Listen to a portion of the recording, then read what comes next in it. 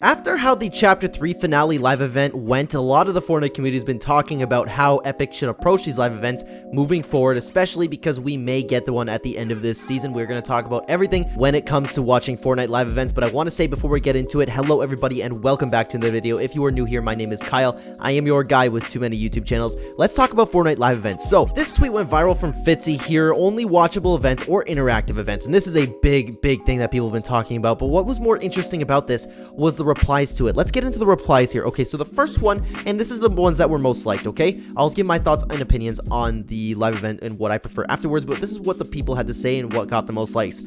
Fracture has proved that Epic took interactive events too far. There are too many reasons why watchable events are better to be in a single comment. You know what? That is very true. I do enjoy the watchable events. Spoiler alert, that's my opinion. Moving on, watchable. I much rather have a cinematic story-driven experience rather than a time killer / filler, and that is a very good point, especially when you think about the last event that we just had. You want to call it a time killer? Remember, everybody was so hyped for a 40-minute event? I'm not going to get into it, though.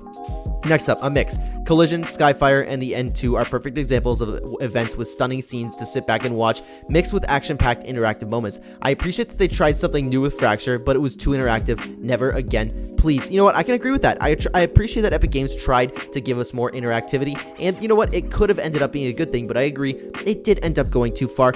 And the last tweet that we were going to take a look at today, the last reply also, and this is probably my favorite. Both are cool, but I like mixed events like the Chapter 2 finale, first gameplay, then cutscene, then watchable. I think that is a fantastic way to go about it. When I think back to my favorite events, I really enjoy the Chapter 2 finale, but if I were to look on how the events were structured, I might have to agree that Chapter 2 finale did it perfectly. I never thought about the way I approached it, you know what I mean? So first we were hanging out, we were having fun. They gave us a really fun place to sit back and hang out. My friends and I were actually playing hide and seek. We had some races, and it was just really fun being there. And we were preparing for the event. There were nice visuals outside and everything, so they got that part ready.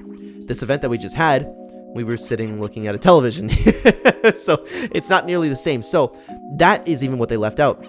First gameplay, what do? We shot all the zombies and the cube monsters, and as we watched the Herald like take us over. That was really cool. Then cutscene, and then we saw like this all awesome story stuff. We had to like explore the base, and it's okay. I consider it watching when you could still run around. Like I still consider that like part of the cutscenes, part of watching the events.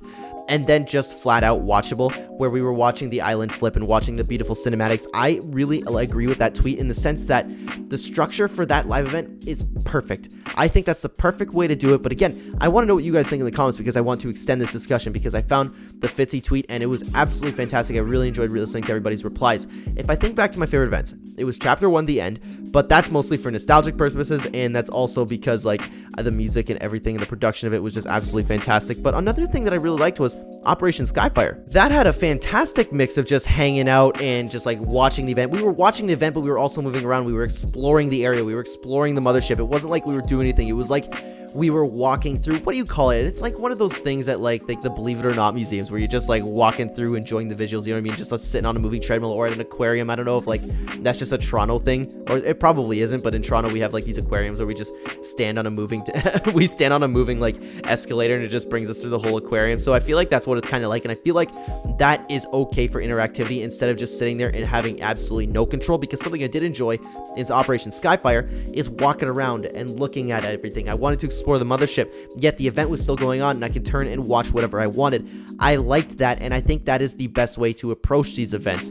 It is the perfect amount of interactivity, especially when it comes to Operation Skyfire, and even more so the Chapter 2 finale event. That wasn't my favorite event, but when you're taking a look at building these events, I think that's what it should be. And guys, this is where I'm going to leave it up to you guys for today. I want to know what you think. What was your favorite live event and why? And if you have time, write down what would be the best structure for events, even if Epic Games hasn't done it. I would love to read and talk about it down below, guys. Thank you so much for watching this video. If you're new here and enjoy the content, please hit the like button to help the channel a ton, and subscribe if you're brand new. Check the description down below for links to all of my other channels, and if you'd like to use my support creator code in the item shop, it is code Clen, hashtag Epic Partner. Thank you so much for watching again, guys, and if you want to be membership, join the membership. I would appreciate it. Thanks so much again, guys. I'll see you in the next one. Take care.